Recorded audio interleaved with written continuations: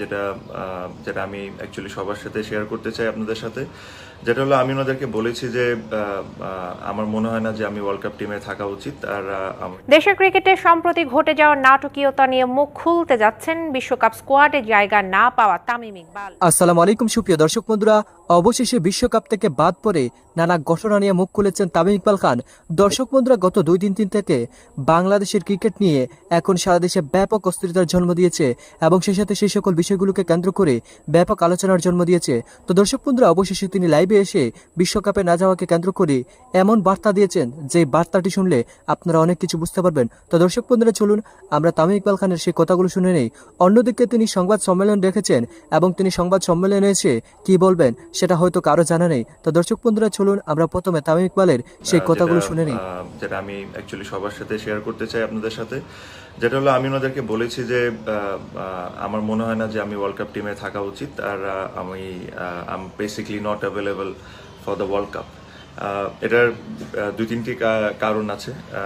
আমার কাছে মনে হয় যে game time is one of the biggest reason আমি বেশ কয়েকদিন ধরে খেলছি না এই ফরম্যাটটা। সেকেন্ডলি ইনজুরি, বাট ইনজুরি আমার মনে হয় না অত বড় সমস্যা, বিকজ আমি আশা করি যে ওয়ার্ল্ড কাপের আগে ঠিক হয়ে যাব। বাট যে জিনিসটা আমার কাছে মেইন জিনিসটা যেটা ট্রিক করেছে এই ডিসিশন নিতে, উইচ ওয়াজ প্রবাবলি হয়তো বা আমি ওয়ার্ল্ড কাপ টিমে থাকতাম, আমি এটা জানি না, বাট এটা আমি মনে করি হয়তো বা আমি থাকতাম, বাট আমার কাছে মনে হয় না যেটা ফেয়ার হইতো।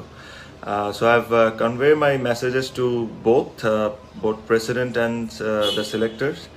আর সো এটাই, প্রবলি এই ওয়ার্ল্ড কাপে আপনারা আমাকে দেখবেন না, বাট আমি এতটুকুই বলতে পারি যে I wish all the best for the team for this series and the world cup. Secondly, একটা রিকোয়েস্ট করবো to all the media, no phone calls, no WhatsApp messages. I've taken this decision and I will stick to it. এখানে আমার আর কিছু নতুন করে কোনো কিছু বলার নাই। I've given you all the reasons. So no phone calls, no WhatsApp messages. আশা করি আপনারা আমার প্রাইভেসিটাকে সম্মান করবেন আর আমার ডিসিশনটাকে রেসপেক্ট করবেন। দেশের ক্রিকেটে সম্প্রতি ঘটে যাওয়া নাটকীয়তা নিয়ে মুখ খুলতে যাচ্ছেন বিশ্বকাপ স্কোয়াডে জায়গা না পাওয়া তামিম ইকবাল। নিজের ভেরিফাইড ফেসবুক পেজে পোস্ট দিয়ে বিষয়টি জানিয়েছেন তামিম নিজেই। বিশ্বকাপের দল ঘোষণার কয়েক ঘন্টা আগে বিসিবি সভাপতি নাজমুল হাসান পাপনের বাসায় বৈঠক করেন হেড কোচ চন্ডিকা হাতুরু সিংহে ও ক্যাপ্টেন সাকিব আল হাসান। এরপরই গুঞ্জন ওঠে বিশ্বকাপ দলে থাকছেন না তামিম। সামনে আসে সাকিব তামিমের দ্বন্দ্বের বিষয়টিও। এরই মাঝে টাইগারদের টিম ম্যানেজারদের দায়িত্ব থেকে সরিয়ে দেওয়া হয় নাফিজ ইকবালকেও। শেষ পর্যন্ত তামিম ইকবালকে ছাড়াই টাইগারদের বিশ্বকাপ দল ঘোষণা করে বিসিবি। আর এসব বিষয় নিয়ে কথা বলতেই সামাজিক যোগাযোগ মাধ্যমকে বেছে নিয়েছেন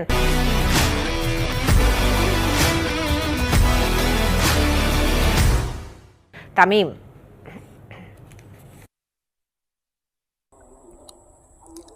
তো দর্শক বন্ধুরা, আপনারা হয়তো পুরো ভিডিওটি থেকে এবং তামিম ইকবালের এই কথাগুলো শুনে অবশ্যই বুঝতে পেরেছেন অবশেষে তিনি বিশ্বকাপে না যাওয়াকে কেন্দ্র করে লাইভে এসে কিছুটা দোষ চাপিয়েছেন এবং সেই সাথে তিনি সেই সকল বিষয়গুলোকে কেন্দ্র করে কিছুটা নিজের গাড়েও বলেছেন এবং তিনি বলে যাচ্ছেন সে নাকি ইনজুরির কারণে বিশ্বকাপ থেকে সরে দাঁড়িয়েছে।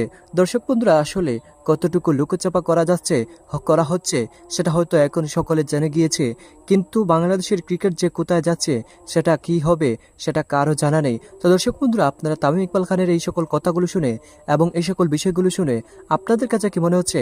তাহলে কি এটা পরিকল্পিতভাবে তামিম ইকবাল খানকে দল থেকে বাদ দেওয়া হয়েছে?